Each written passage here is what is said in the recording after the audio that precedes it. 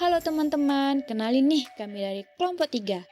Dengan anggota yang pertama ada M. Rizky Wahyudi, yang kedua ada Detia Melsa, yang ketiga ada Dea Oktaviani, yang keempat ada Erika Ratna, yang kelima ada Nur Aziza, yang keenam ada Rocky Goldera, yang ketujuh dan yang terakhir adalah Reke Al-Kausar. Yuk kita saksikan dan simak materi dari kami. Apa sih oligopoli non-komparatif? Oligopoli non-komparatif adalah pasar di mana sejumlah kecil perusahaan bertindak secara independen atau sendiri-sendiri, tetapi sadar akan tindakan satu sama lain. Perusahaan oligopoli yang berperilaku non-komparatif. Perusahaan yang berperilaku non-komparatif yang dimaksud di sini adalah suatu bagian dari perilaku strategis yang bertujuan untuk mempengaruhi lingkungan pasar di mana mereka bersaing. Perilaku non-komparatif untuk meningkatkan laba perusahaan dengan mengorbankan pesaing. Dalam perusahaan oligopoli yang berperilaku non-komparatif, perusahaan ini tidak mengakomodasikan perubahan harga dari perusahaan lain. Dengan demikian, di antara perusahaan-perusahaan oligopoli yang berperilaku non-komparatif, itu saling terjadi persaingan antar perusahaan yang satu dengan yang lain. Contoh perusahaan oligopoli yang berperilaku non-komparatif. Apabila pesaing yang satu meningkatkan harga jual produk, perusahaan yang lain akan mempertahankan harga jual produk sejenis agar dapat meningkatkan penjualan terhadap produk itu dalam pasar oligopoli. Selain itu, perusahaan oligopoli berperilaku non-komparatif berkompetensi tidak hanya dalam harga jual produk, akan tetapi juga dalam faktor-faktor bukan harga, seperti promosi melalui iklan, kualitas produk, saluran distribusi pemasaran, pelayanan purna jual, dan lain-lain. Model periode tunggal. Perusahaan atau pemain hanya bertemu satu kali dalam model periode tunggal. Pasar kemudian membersihkan satu dan untuk semua. Tidak ada pengulangan interaksi dan tidak ada kesempatan bagi perusahaan untuk belajar tentang satu sama lain dari waktu ke waktu. Model seperti itu cocok untuk pasar yang hanya bertahan selama periode waktu yang singkat. Ada 3 jenis utama model oligopoli. 1. Model Cournot. Augustin Cournot adalah seorang matematikawan asal Prancis. Dalam model ini, perusahaan menghasilkan produk yang homogen. Mereka berupaya untuk memaksimalkan keuntungan dengan memilih beberapa banyak yang akan diproduksi. Oleh karena itu, dalam struktur pasar ini, basis persaingan adalah jumlah output yang dihasilkan. Semua perusahaan memilih output secara bersamaan dan mengambil sesuai dengan jumlah pesaingnya. Mereka mengasumsikan output pesaing tidak berubah. Asumsi lainnya adalah perusahaan tidak dapat berkolusi atau membentuk kartel. Mereka juga memiliki pandangan yang sama tentang permintaan pasar dan terbiasa dengan biaya operasi pesaing. Diasumsikan duopoli. A. Masing-masing produsen menerima output produsen sebagai fakta yang konstan. B. Sama-sama bertujuan memaksimalkan laba. C. Hanya ada 2 produsen di pasar. D. Salah satu awal monopolis ada pesaing yang berhasil masuk pasar, sehingga keduanya bekerja sama dalam hal mengembangi pasar dan menetapkan harga output yang sama. Itulah tadi diasumsikan duopoli. Kritik terhadap model Cournot. Beberapa asumsi model Cournot mungkin tidak realistis di dunia nyata, di mana yang pertama, dalam model duopoli klasik Cournot, kedua pemain menetapkan kuantitas mereka secara independen. Ini tidak realistis jika hanya ada 2 pemain, maka masing-masing akan cenderung sangat responsif terhadap strategi yang diambil oleh pesaing.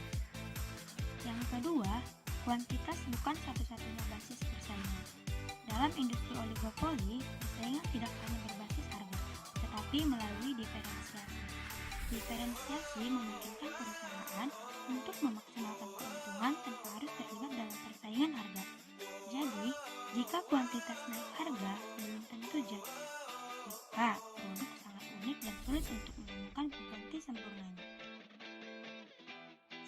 Selanjutnya, model yang kedua adalah model Bertrand. Model Bertrand merupakan suatu industri di mana terdapat beberapa perusahaan yang melayani para pelanggan. Perusahaan-perusahaan tersebut menghasilkan produk yang sama dengan marginal cost yang konstan. Semua perusahaan bersaing harga dan bereaksi optimal terhadap harga para pesaing. Pelanggan memiliki informasi yang sempurna dan tidak ada biaya transaksi, namun terdapat hambatan untuk memasuki pasar. Asumsi model Bertrand.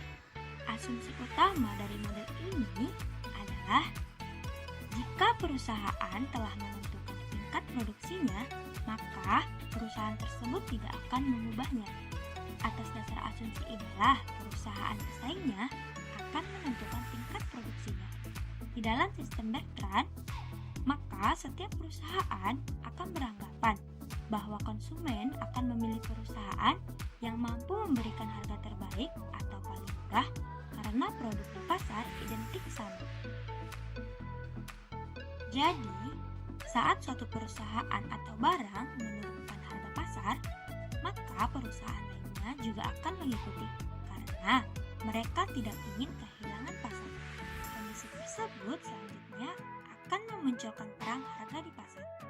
Perang harga ini akan terus berlangsung selama harga tersebut masih di atas dari harga marginal, sehingga setiap perusahaan masih bisa mendapatkan keuntungan dan masih bisa menurunkan harga.